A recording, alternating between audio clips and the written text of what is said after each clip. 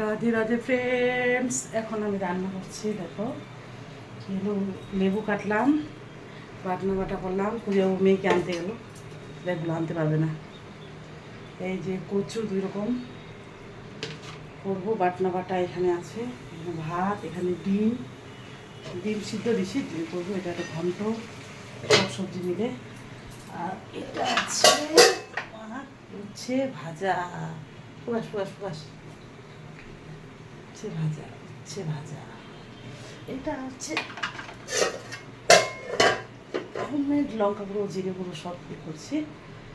আর সকালে তো পাস্তা খেয়েছিলাম। রাতের দিনে সব রান্না যাচ্ছে, গরমে ভেজে ভাত ঠান্ডা ভাত খাবো, ভালো লাগছে না। আর কাপড় টাপড় ধোয়া একদম কমপ্লিট।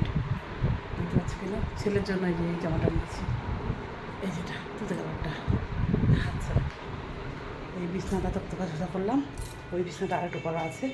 কপু সোনা বসে রেডি, পুজো পেয়ে নিছে আমার ছেলের হাতে। মেয়ে ওকে ভুরুগুলো চোখগুলো আর্ট করে দিয়েছে। আর আমার এই ব্যাগটা এনেছে মেয়ে শিলিগুড়ি থেকে। আর এই ব্যাগটা ভালো আছে, এটা খুঁজে ওর মেয়ের পছন্দ, ওটা আমার পছন্দ।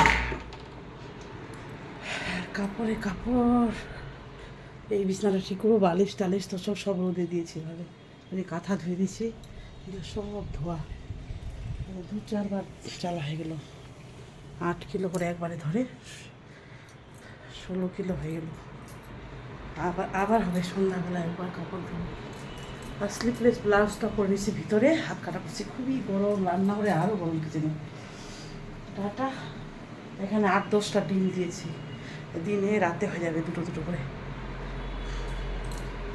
নিয়ে আসছে অফিসে। আর মেয়ের জন্য পাস্তা রেখে দিয়েছি, এখানে পাস্তা রাখা আছে। পাস্তাটা এখানে পরশুদিনের সবজি আছে ফ্রিজে রাখানো, প্রচুর খেলো। আর আমি ভর্তি, আমি আম দিয়েছি। Tata, thanks for watching. Radhe Radhe.